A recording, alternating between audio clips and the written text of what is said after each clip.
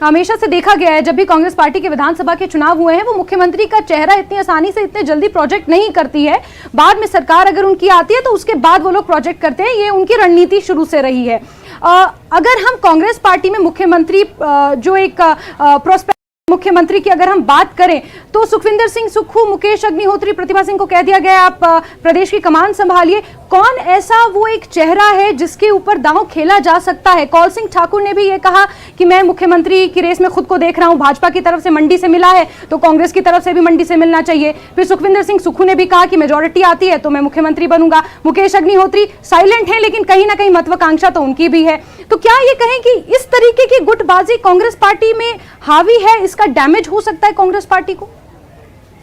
कांग्रेस की आपने अभी बात की, कांग्रेस एक ऐसी, हिमाचल प्रदेश में चुनाव की अगर बात करते हैं, जिस तरह भारतीय जनता पार्टी संगठन अनुशासन के साथ में अपना प्रचार प्रसार कर रही है, अगर ऐसा होता बाई चांस कि कांग्रेस के मुद्दे बीजेपी के पास बीजेपी ले लेती, काल्पनिक बात कर रहा हूं मैं, तो बीजेपी की सीटें 60 से ऊपर आती। कांग्रेस का संगठन के बहुत हाल बुरे हैं, बहुत ही कमजोर है। इसको तो जनता और एम्प्लॉइज मैनेज कर रहे हैं। जो भी आपकी कैंपेनिंग का जो ढांचा है उसको सपोर्ट जो है एम्प्लॉइज और जनता कर रही है मैनेज। जैसे बीजेपी एक इवेंट की तरह पूरे इलेक्शन को मैनेज कर रही है, कांग्रेस को उल्टा जनता और एम्प्लॉइज मैनेज कर रहे हैं। इनका जो तरीका उसका संगठन को चलाने का, या इनके हो सकता है रिसोर्सेज की कमी है, 5-5, 6 लीडर हैं। अब अगर ये एक किसी चेहरे के साथ पब्लिक में जाते तो 5 नाराज होते हैं, तो शुरू में इनके संगठन में अंतर कलह शुरू हो जाना था और ये फ्रेगमेंटेशन हो सकती थी पार्टी के अंदर ना। फिर इन्होंने ये वाइस डिसीजन लिया कि सबको ये बोला कि हम बाद में करेंगे और फेस अभी प्रोजेक्ट नहीं करेंगे मुख्यमंत्री का। और इनमें चेहरे 5 और 6 हैं।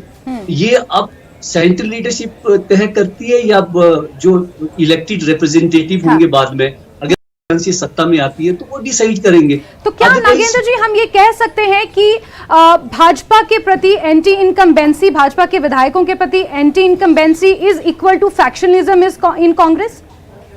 नहीं, ऐसा नहीं कह सकते। जो आपका एंटी इनकम्बेंसी है वो हर 5 साल में आती है। ये एक निरंतर प्रोसेस है। जैसे डेवलपमेंट एक निरंतर प्रोसेस है, उसी तरह एंटी इनकम्बेंसी निरंतर है हिमाचल प्रदेश में, क्योंकि यहाँ लोग बहुत जागरूक है। परसेंटेज वोट की काफी होती है। जो आपका कोर वोट होता है दोनों पार्टी का 36-37% तो पड़ता ही है, उसके ऊपर वो फ्लोटिंग लेते हैं। मैं नागेंद्र जी के पास एक छोटा सा सवाल इसी से जुड़ा हुआ। नागेंद्र जी, जो बात आप कह रहे हैं, जो जास्मिन ने सवाल उठाया है कि फैक्शनलिज्म बहुत ज्यादा दिख रहा है, धड़ा अलग अलग दिख रहा है, तो क्या अगर एक ऐसी स्थिति में जब कहा जाता है कि बीजेपी जहां चुनाव जीत जाती है वहां सरकार बनाती है और जहां नहीं जीती है वहां भी सरकार बना ही लेती है, तो अगर ये मार्जिन थोड़ा कम रहा हार जीत का और कांग्रेस जो है ज्यादा मार्जिन से अगर नहीं जीत पाती है, तो क्या ये सिचुएशन, ये फॉर्मूला, क्या आपको लगता है कि वहां कुछ रंग दिखा देगा? नहीं, आप सीधा ऑपरेशन लोटस की बात कर रहे हो। ये पॉसिबल है, पर अभी जैसे सपोज आपको कांग्रेस की 36 सीट आती, 35 आती, तो आपने इनको 1/3 चाहिए। 1/3 तोड़ना बहुत मुश्किल होगा, टूटेंगे नहीं, ऐसा पॉसिबल नहीं होगा, क्योंकि उनको भी ये पता अगर हम ये पार्टी छोड़ के बीजेपी में जाते हैं तो वहां पे इतनी इज्जत नहीं होगी। चलिए, बिल्कुल अब ये तस्वीर जिस पर अब बात कर रहे हैं विशाल, ये तो अब नतीजे आने के बाद ही एक तरह से पता चलेगा कि किसके खाते में क्या कुछ जाता है और कौन कितने डिजिट लेकर आता है, कितने नंबर लेकर आता है। बहुत छोटा सा हमें ब्रेक लेना है। तमाम मेरे सहयोगी जुड़े हुए हैं, नागेंद्र जी भी हमारे साथ जुड़े हुए हैं। बहुत छोटा सा ब्रेक लेंगे और महासंग्राम का सिलसिला यूं ही जारी रहेगा।